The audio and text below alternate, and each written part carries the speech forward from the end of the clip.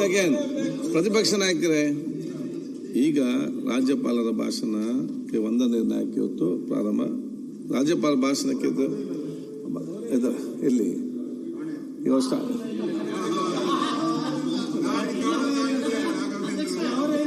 ಆಯ್ತು.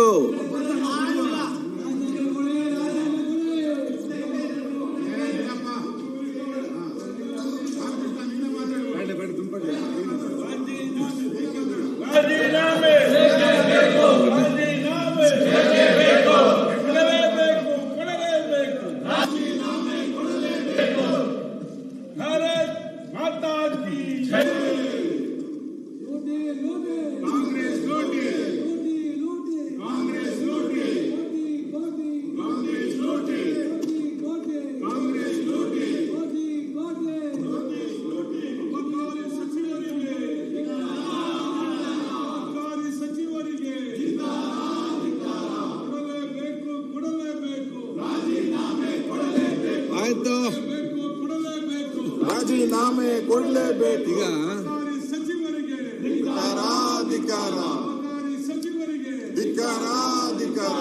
ಒಂದ್ ಸೆಕೆಂಡ್ ಮನೆ ಅಧ್ಯಕ್ಷರೇ, ಒಂದ್ ಸೆಕೆಂಡ್. ಈಗ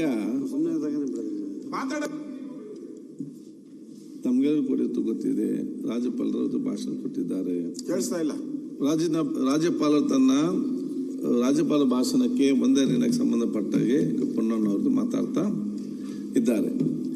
ಈಗ ರಾಜ್ಯಪಾಲ ಭಾಷಣಕ್ಕೆ ವಂದನಾ ನಿರ್ಣಯ ಮಾಡುವಾಗ ಪೊನ್ನಣ್ಣವ್ರಿಗೆ ತಾವು ಇವತ್ತು ಮಾತಾಡಿ ಅವಕಾಶ ಕೊಟ್ಟದಿದ್ರೆ ಇದು ರಾಜ್ಯಪಾಲರಿಗೆ ನಾವು ಅವಮಾನ ಮಾಡಿದ ಪರಿಸ್ಥಿತಿ. ಅವರ ಮಾತಿಗೆ ನಿಲ್ಲಪ್ಪ, ನೀವಾಗೆ ಮಾಡ್ತೀರಾ?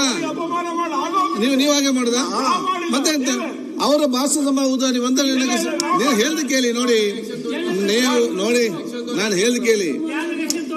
ಆಯ್ತು, ನಾನು ಹೇಳಿ ಸ್ವಲ್ಪ ಕೇಳಿ. ಒಂದ್ ಸೆಕೆಂಡ್, ಗೊತ್ತಾಯ್ತಾ? ಇಲ್ಲ, ಗವರ್ನರ್ ಬೇರೆ ನನ್ನ ಸರ್ಕಾರ ಅಂತ ಹೇಳಿ ಅವ್ರು ಹೇಳಲಿಕ್ಕೆ ಮಂತ್ರಿಗಳು ಇರಬಾರ್ದು, ಇಂಥ ಕರಪ್ಷನ್ ಮಂತ್ರಿಗಳು ಇರಬಾರ್ದು. ಆಯ್ತು, ಒಂದ್ ಸೆಕೆಂಡ್ ಅವ್ರು ಸ್ಟಾರ್ಟ್ ಮಾಡಿದ್ದಾರೆ. ಈಗ ನಾವು ಕೂಡ ನಿಮ್ಗೆ ಏನು ಅವ್ರು ಕೂಡ ಚರ್ಚೆಗಳು ಹೇಳಿದ್ರೆ ನೀವು ಕೂಡ ಚರ್ಚೆಗೆ ಮಾಹಿತಿ ನೀಡಿದ್ದೀರಿ. ಹೌದು, ಅದಕ್ಕೆ ಅವಕಾಶ ಅಲ್ಲಿ ಮಾತಾಡಲಿ, ಚರ್ಚೆ ಅಲ್ಲ, ಅಲ್ಲಿ ಚರ್ಚೆ ಆಗುತ್ತೆ. ನೀವೀಗ ನಿಮ್ಮ ಆಸ್ಥಾನದಕ್ಕೆ ಹೋಗಿ ಪುನಃ ಮಾತಾಡಿ. ರಾಜೀನಾಮೆ ಕೊಡುವವರೆಗೂ ನಾವು ಹೋಗಲ್ಲ. ಮಾತಾಡಿ. ರಾಜ್ಯಪಾಲರ ಭಾಷಣದ ಮೇಲೆ ವಂದನಾ ಮಂಡನೆಗೆ ಚರ್ಚೆ ಮಾಡಲಿಕ್ಕೆ ಅವಕಾಶ ಮಾಡಿಕೊಟ್ಟಿದ್ದಕ್ಕೆ ತಮಗೆ ಧನ್ಯವಾದಗಳು. ರಾಜ್ಯ ಸರ್ಕಾರದ ನಮಗೆಲ್ಲರಿಗೂ ಕೂಡ ಹೆಮ್ಮೆಯನ್ನು ತಂದಿರುವಂತಹ ವಿಚಾರ. ಅದು ಅಭಿವೃದ್ಧಿಯಲ್ಲಿರ್ಬೋದು, ಸಾಮಾಜಿಕ ನ್ಯಾಯವನ್ನು ಎತ್ತಿಡಿಯೋದರ ಪರ ರಾಜ್ಯ ಸರ್ಕಾರ ತಂದಿರುವಂತಹ ಕಾರ್ಯಕ್ರಮಗಳಿರ್ಬೋದು, ಎಲ್ಲವೂ ಕೂಡ ಇವತ್ತು ರಾಜ್ಯವನ್ನ ಅಭಿವೃದ್ಧಿಯ ಪರ ಕರೆದೊಯ್ತಾ ಇದೆ ಅಂತ ಹೇಳುವಂತ ಮಾತನ್ನ ಹೇಳಲಿಕ್ಕೆ ಬಯಸ್ತಾ ಇದ್ದೀನಿ. ನಾವು ಇವತ್ತು ಆರ್ಥಿಕವಾದಂತಹ ಶಿಸ್ತನ್ನು ಕಾಪಾಡಿ ಎಲ್ಲಿಗೆ ಅಂದ್ರೆ ಅಸ್ಸಾಂಗೆ ಅಂತ ಎಲ್ಲಾ ರೀತಿಯಾದಂತಹ ಪ್ರಾದೇಶಿಕ ನ್ಯಾಯವನ್ನ ಕೊಟ್ಟು ಕೇಂದ್ರಿತವಾದಂತಹ ಆಡಳಿತವನ್ನು ರಾಜ್ಯ ಸರ್ಕಾರ ಕೊಟ್ಟಿದೆ. ಕಾನೂನು ಸುವ್ಯವಸ್ಥೆಯನ್ನ ಕೂಡ ಕಾಪಾಡಿದೆ ಅಂತ ಹೆಮ್ಮೆಯಿಂದ ಇವತ್ತು ಹೇಳ್ಬೇಕಾಗ್ತದೆ. ಮಾನ್ಯ ರಾಜ್ಯಪಾಲರು ಈ ಭಾಷಣವನ್ನ ಓದಿ ಈ ಜಂಟಿ ಅಧಿವೇಶನದಲ್ಲಿ ಅವಕಾಶವನ್ನ ಮಾಡಿಕೊಡ್ಬೇಕಾಗಿತ್ತು. ಇವತ್ತು ರಾಜ್ಯಪಾಲ ಸಂವಿಧಾನದ ಅಡಿಯಲ್ಲಿ ಅವರ ಕರ್ತವ್ಯಗಳೇನು ಅವಶ್ಯಕವಾದಂತ ಚರ್ಚೆ. ಮಾನ್ಯ ಅಧ್ಯಕ್ಷರೇ, ರಾಜ್ಯಪಾಲರ ಹುದ್ದೆಯನ್ನ ಸೃಷ್ಟಿ ಮಾಡುವಂತಹ ಚರ್ಚೆ ಕಾನ್ಸ್ಟಿಟ್ಯೂಂಟ್ ಅಸೆಂಬ್ಲಿ ನೋಡಿದ್ರೆ ರಾಜ್ಯಪಾಲರು ಯಾವ ರೀತಿ ನಡ್ಕೋಬೇಕು ಅಂತ ಹೇಳೋದು ಅರ್ಥ ಮಾಡ್ಕೊಳಕ್ ಸಾಧ್ಯ ಆಗ್ತದೆ. ಇಲ್ಲಾಂದ್ರೆ ಸಾಧ್ಯನೇ ಇಲ್ಲ. ಬಾಬಾ ಸಾಹೇಬ್ ಅಂಬೇಡ್ಕರ್ ಅವರು ಕಾನ್ಸ್ಟಿಟ್ಯೂಂಟ್ ಅಸೆಂಬ್ಲಿ ಚರ್ಚೆ ನಡೆಸ್ತಾರೆ. ರಾಜ್ಯಪಾಲರು ಚುನಾಯಿತರಾಗಿ ಬರ್ಬೇಕಾ, ನೇಮಕ ಆಗ್ಬೇಕಾ, ಆಯ್ಕೆ ಆಗ್ಬೇಕಾ ಅಂತ ಹೇಳುವಂತ ಚರ್ಚೆ ನಡೀತಾರೆ. ಆ ಚರ್ಚೆಯ ಸಂದರ್ಭದಲ್ಲಿ ಬಾಬಾ ಸಾಹೇಬ್ ಅಂಬೇಡ್ಕರ್ ಅವರು ಹೇಳ್ತಾರೆ, there cannot be two swords in one's kebab. ಎರಡು ಅಧಿಕಾರವನ್ನು ಹೊಂದಿರುವಂತವರು, ಉನ್ನತ ಸಾಂವಿಧಾನಿಕ ಅಧಿಕಾರವನ್ನು ಹೊಂದಿರುವಂತವ್ರು ಇರ್ಲಿಕ್ಕೆ ಸಾಧ್ಯ ಆಗೋದಿಲ್ಲ. ಅದರಿಂದ ರಾಜ್ಯಪಾಲರು is a de jure head, is a de facto head, whereas the chief minister is the executive head of the state. Therefore, the governor must act purely on the aid and advice of the council of ministers.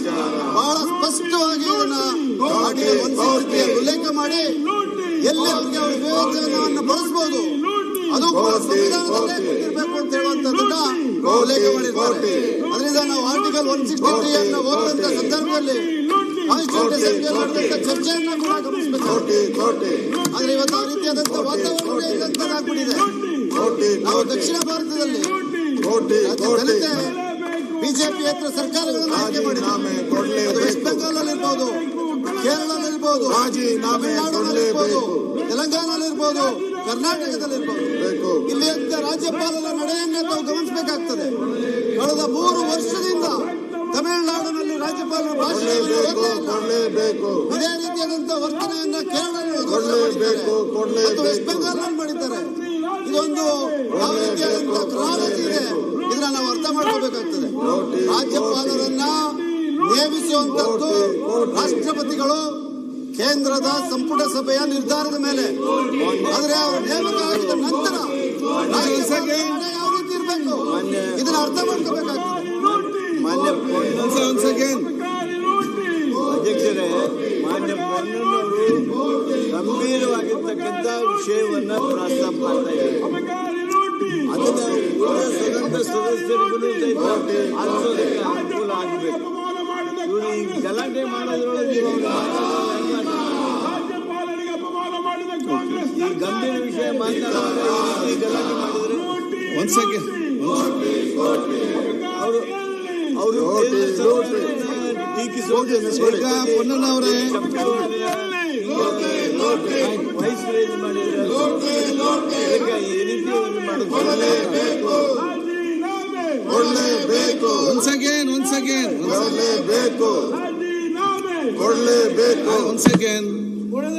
ಈಗ ಪೊನ್ನಣ್ಣವ್ರೆ ರಾಜೀನಾಮೆ ಕೊಡಲೇಬೇಕು. ಅಬಕಾರಿ ಸಚಿವರಿಗೆ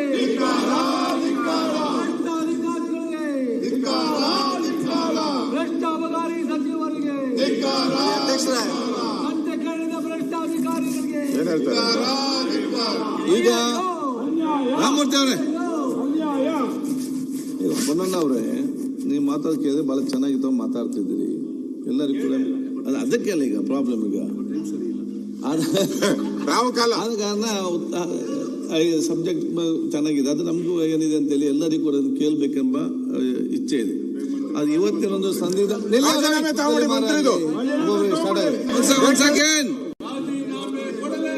second ಪ್ರತಿಪಕ್ಷ ನಾಯಕರೇ, ಈಗ ರಾಜ್ಯಪಾಲರ ಭಾಷಣಕ್ಕೆ ವಂದನೆ ನಿರ್ಣಯಕ್ಕೆ ಇವತ್ತು ಪ್ರಾರಂಭ. ರಾಜ್ಯಪಾಲ ಭಾಷಣಕ್ಕೆ ಇಲ್ಲಿ